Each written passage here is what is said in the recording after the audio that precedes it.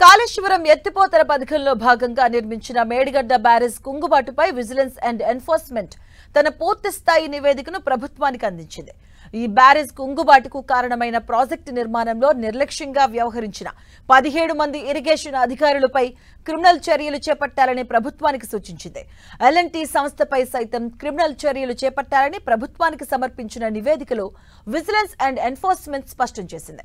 ఈ నివేదికలో పలువురు ఈఎన్సీలతో పాటు ప్రస్తుత సీఈలు ఎస్సీల పేర్లను కూడా సైతం ప్రస్తావించినట్లుగా తెలుస్తుంది. ఇక 33 మంది ఇంజనీర్లపై పెనాల్టీ వేయాలని ఈ నివేదికలో సూచించింది.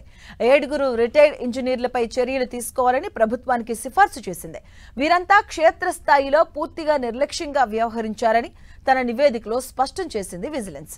మేడిగడ్డపై విచారణ జరిపిన విజిలెన్స్ అండ్ ఎన్ఫోర్స్మెంట్ 17 మంది ఇంజనీర్లతో పాటు డైరెక్టర్ ప్రాజెక్ట్ అండ్ వర్క్స్ పై క్రిమినల్ చర్యలకు సిఫార్సు చేసింది. ఇందుకు గల కారణాలను కూడా వివరించింది.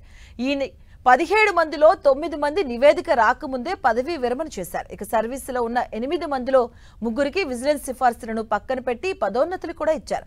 ఇక మిగిలిన వారిలో 2 కాళేశ్వరం ప్రాజెక్టులోనే కీలక స్థానాల్లో ఉండగా మరో 2 క్వాలిటీ కంట్రోల్లో, ఒకరు మహబూబ్ నగర్ ప్రాజెక్టులో చీఫ్ ఇంజనీర్ గా ఉన్నారు.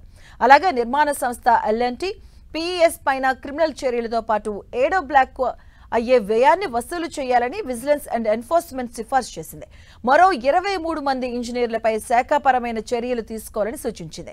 నీటిపారుదల ఆర్థిక శాఖలో 2015 నుంచి 2023 వరకు పనిచేసిన అధికారులపై కూడా తగిన చర్యలు తీసుకోవాలని సిఫార్సు చేసింది. ఈ నివేదికను విజిలెన్స్ కమిషన్ కు పంపగా మార్చి 18న విజిలెన్స్ కమిషనర్ నుంచి సమాధానం వచ్చింది. నివేదికతో కమిషన్ పూర్తిగా ఏకీభవించి చర్యలు తీసుకోవాలని సూచించింది. అయితే నివేదిక వచ్చి 3 నెలలైనా ప్రభుత్వ ప్రధాన కార్యదర్శి నుంచి నీటిపారుదల శాఖకు రావడం తప్ప అక్కడి నుంచి కదలలేదు.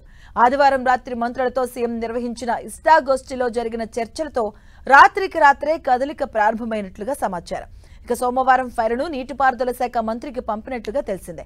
మరోవైపు ఈ నెల 5న జరిగే కేబినెట్ సమావేశంలో విజిలెన్స్ ఎన్డీఎస్ఏ నివేదికలపై సమగ్రంగా చర్చించాలని నిర్ణయించడంతో ఇందుకు సంబంధించిన పవర్ పాయింట్ ప్రజెంటేషన్ తయారీలో నీటిపారుదల శాఖ నిమగ్నమైంది. హైదరాబాద్ చీఫ్ ఇంజనీర్ కె ధర్మపై ప్రభుత్వం బదిలీ వేటు వేసింది. ఆయనకు ఎక్కడ పోస్టింగ్ ఇవ్వకుండా ఈఎన్సీకి అటాచ్ చేస్తూ నీటిపారుదల శాఖ ముఖ్య కార్యదర్శి రాహుల్ బొజ్జా ఆదేశాలు జారీ చేశారు. సంగారెడ్డి ప్రాజెక్టుల ఇన్ఛార్జ్ చీఫ్ ఇంజనీర్ గా ఉన్న ధర్మకు హైదరాబాద్ చీఫ్ ఇంజనీర్ గా పూర్తి అదనపు బాధ్యతలను 6 నెలల క్రితం ప్రభుత్వం అప్పగించింది. గతంలో ఆయన హైదరాబాద్ చీఫ్ ఇంజనీర్ గా ఉన్నప్పుడు ఆరోపణలు రావడంతో బదిలీ చేసినా మళ్లీ ఆయనకే అప్పగించారు. ఆదివారం ఇక మేడిగడ్డ బ్యారేజ్ పై విజిలెన్స్ నివేదిక, ఎన్డీఎస్ఏ తుది నివేదికలపై నీటిపారుదల శాఖ మంత్రి ఉత్తమ్ కుమార్ రెడ్డి అధికారులతో చర్చించారు. ముఖ్య కార్యదర్శి రాహుల్ బొజ్జా, ప్రత్యేక కార్యదర్శి ప్రశాంత్ జీవన్ పాటిల్తో ఈ 2 నివేదికల అమలు గురించి చర్చించినట్టుగా తెలుస్తోంది.